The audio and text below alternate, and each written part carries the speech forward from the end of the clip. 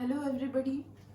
जब किसी कंपनी के पास ना कोई आंसर नहीं होता तो बेस्ट आंसर होता है पॉलिसी, कि ये हमारा कंपनी पॉलिसी है इसलिए हमने ये कर दिया। तो आज का टॉपिक है पॉलिसीज। तो पॉलिसीज होता है क्या? एक जनरल स्टेटमेंट। पॉलिसी एक जनरल स्टेटमेंट होता है जो ऑर्गेनाइजेशन के द्वारा दिया जाता है। उसके बाद वो एक्ट करता है गाइडलाइंस की तरह। ऑर्गेनाइजेशनल एम्प्लॉयज उसको गाइडलाइंस की तरह फॉलो करते हैं ताकि वो अपना काम आसानी से और आराम से कर सकें। फिर आता है it channelise energy towards a particular direction. Policies जब दे दिया जाता है तो ऑर्गेनाइजेशन के एम्प्लॉयज जो होते हैं वो एक पर्टिकुलर डायरेक्शन में वर्क करने लगते हैं ताकि पॉलिसी के जरिए वो ऑब्जेक्टिव को भी अटेन कर सके। उसके बाद हमारा फोर्थ पॉइंट है policies are derived from objectives.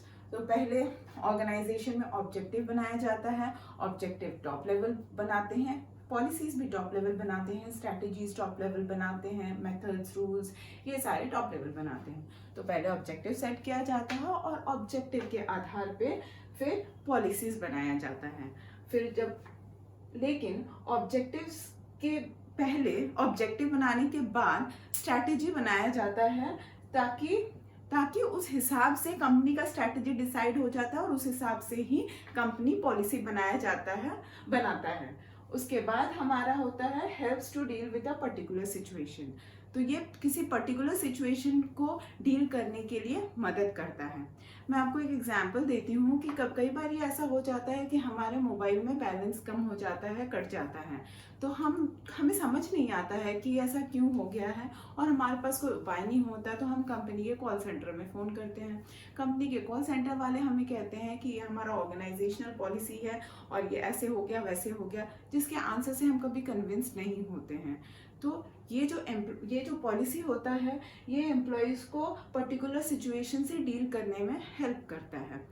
अभी पॉलिसीज के इनके अलावा पॉलिसीज के कुछ और भी पॉइंट हैं। जैसे पॉलिसीज ब्रॉड पैरामीटर्स डिफाइन कर देता है ताकि एम्प्लॉयज़ को आसानी हो वर्क करने में।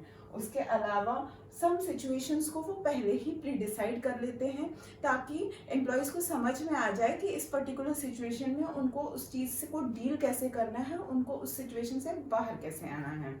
उसके बाद थर्ड पॉइंट है पॉलिसी कंफ्यूजन अवॉइड करता है, क्योंकि एक पहले से ही सब कुछ बताया हुआ रहता है तो कंफ्यूजन का कोई बात ही नहीं रहता है। और उसके बाद का पॉइंट ये कहता है कि प्रोवाइड्स अ यूनिफाइड फ्रेमवर्क। जैसे एक बिल्डिंग बनता है तो सबसे पहले एक 2 तल्ला 3 तल्ला जो भी मंजिला मकान बनता है, 3 मंजिला मकान, उसका एक फ्रेमवर्क बना दिया जाता है। उसी तरह से पहले ही पॉलिसी ऑर्गेनाइजेशन में एक फ्रेमवर्क की तरह काम करता है, तो ये प्री डिटरमाइंड फ्रेमवर्क की तरह वर्क करता है। और उसके बाद आते हैं कि समटाइम्स मैनेजर्स अपना डिस्क्रिशन यूज़ कर सकता है पॉलिसीज को। जब सिचुएशन काफ़ी अलग होता है, एकदम पिक्यूलियर या पर्टिकुलर सिचुएशन आता है, तो मैनेजर का डिस्क्रिशन उसकी मर्जी के हिसाब से भी कई बार वो डिसीजन ले सकता है वो पर्टिकुलर सिचुएशन में। जैसे एक 60 साल का बूढ़ा बोले कि मैं तो आज ही सुबह रिचार्ज करवाया था और मेरे 75 रुपया क्यों कट गया, मुझे तो कुछ नहीं सुनना है, मैं अभी क्या जाऊंगा करने रिचार्ज, या मुझे बहुत प्रॉब्लम है, या मेरे बेटा बहुत दूर रहता है, मेरे को नहीं पता, मुझे अभी चाहिए, मैंने तो कुछ किया ही नहीं, मैं तो कॉल लगाया ही नहीं। तो उस सिचुएशन में वो एक पर्टिकुलर स्पेशल सिचुएशन हो सकता है जहाँ पे उन्हें लग रहा हो कि हाँ ये सही बात है और जेन्युइन बात है, उनका बैलेंस बेफिजूल कट गया है, तो मैनेजर अपना डिस्क्रिशन यूज़ कर सकता है।